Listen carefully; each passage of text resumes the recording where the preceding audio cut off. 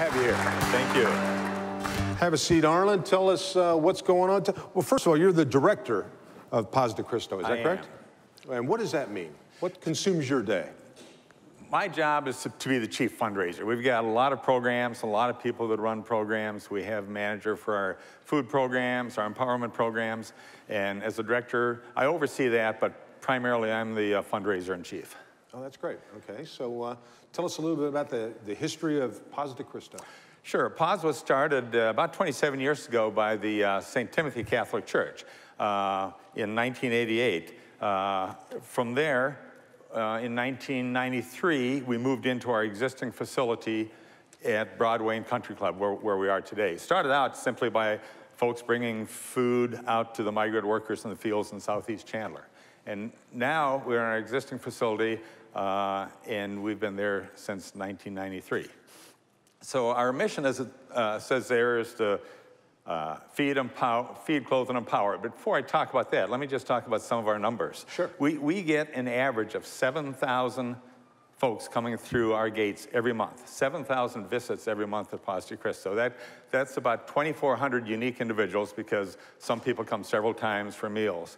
But even though some people come several times, every month, out of those 2,400 people, about 600 of them are people that have never been there before. So they're either new to Mesa or they've never been in trouble before. So some pretty incredible numbers. And they all come and they all have a story. And the stories are usually of lack of hope and despair. And the good thing is a lot of the folks we can help with some of the programs we have. But if we can't help them, there are a lot of other organizations in Mesa that can help.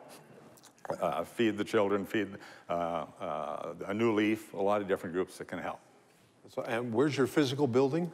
We are 424 West Broadway. That's Broadway and Country Club. So we're just about 2 miles down the street from here. Okay, great. So about 80% of our budget is food. We have 2 major food programs. We serve 300 meals every night. Most of the people that come for meals at night, about 55% are homeless, most are out of jobs. The other food program is food box distribution. We'll give out about 1,300 food boxes every month. Those are more working poor, a lot of single-parent households, a lot of retired people using the food boxes to supplement their income. So that's the food part of it. The primary thing we're trying to do is move a little bit from this to empowerment, to find programs to get people to help themselves. So we started a jobs program about a year ago, and it's really been amazing. Because most of the folks that come to us aren't the easiest to get jobs for. People with prison records, people that haven't worked for years. But in the last 3 months, we had over 300 people come through our jobs program. And we're only open 2 days a week. We've got 1 employee and 3 volunteers that come in.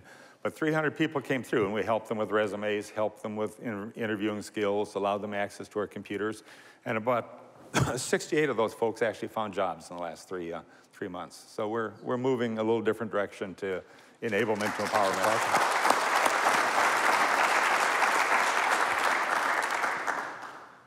Got a couple of comments, questions that are coming in. The first one is, if you don't have resources to donate food and money, is there a way to donate time and service? Certainly. We average 750 volunteers every month. So we have a lot of work to do. We use 25 people every night to serve our meals.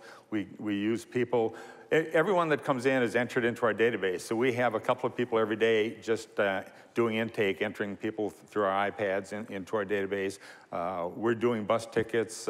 We need people to help with our jobs program. Primarily, we've got a lot of people looking for jobs. We need folks out here that have businesses that maybe have some jobs and can help us find jobs. We've had some interesting stories. We had a fellow in a couple weeks ago, 6 years in jail, just got out of jail. First day he says, I don't know, I don't have any food, I don't have any clothes, I have nothing. So we helped him with food and clothing, and then we said, why don't you come look for a job? He said, 6 years in jail, who's gonna hire me?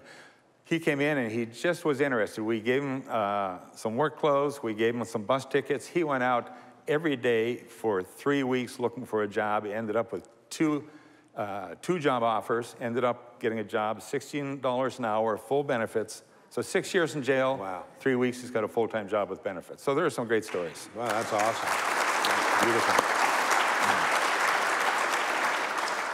So what's the best way the audience here and the viewing audience can help you? I know your chief Sure. Your chief role is fundraising. So lots of ways. We you know, first of all, our website, www.postecristo.org. Big red donate button there. When we can donate time, you can volunteer there, you can donate money. But we also offer opportunities for businesses to maybe find something for their employees. You know, we find most people want to help others. So if you have employees that are looking for somewhere, come on out and we'll work something out. We serve meals every night, about 25 employees, 20 nights a month are covered by people that will bring their employees, either 10 employees or 20 employees every night. So we find when people come to volunteer, they always want to come back. And as many volunteers as we have, if you call today to volunteer, our receptionist will say, well, my next opening is 90 days out. So people love to come to us because it's just a great experience. That's great. I just got a note from Sally that says the chamber staff has served at PAWS. Yes, they have. They have. We have a lot of wonderful people, organizations, churches, a lot of different groups that volunteer, some on a regular basis. I think you're right. I think people do want to give, and it is something that once you do it, you say, wow, that it's very enriching. So Mayor Giles called a few weeks ago and wanted to volunteer, and our receptionist told him we had a 90-day waiting list. So I said, maybe you could work him in. That is awesome. Anybody else have any questions for, oh, here, boy, just like that. I have a box of clothes in my car to donate today. Bring them by. Bring 424 West Broadway.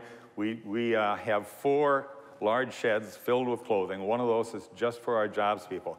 But we'll give out an average of about 700 items of clothing every month. I'm not sure you've got enough storage. That was actually from Big Al. Ooh. No, just kidding. That was Denise from Country Inn and Suites. Thank you, Denise. Perfect. Thank you, Denise. Make sure you drop those off. Sorry, Al. You're just an awesome punchline, man. Well, that's great. And you're doing great work. Is this something, this is a weird question to ask. In a perfect world, you're out of a job. That's exactly right. Most companies like Big Al would like to get a lot of new customers. Our objective is not to have any more customers, and that's why we're trying to do jobs and things like that. Oh, that's great. Well, thank you so much for, you know, when we look at the citizens of a city, we have to think about everybody. And you know, we like to focus on the big business, but there's people out there that need help, and thank God there's people like you that are willing to help. So thank you, Mark. And appreciate you stopping by. Thanks, Arlen. Thank you.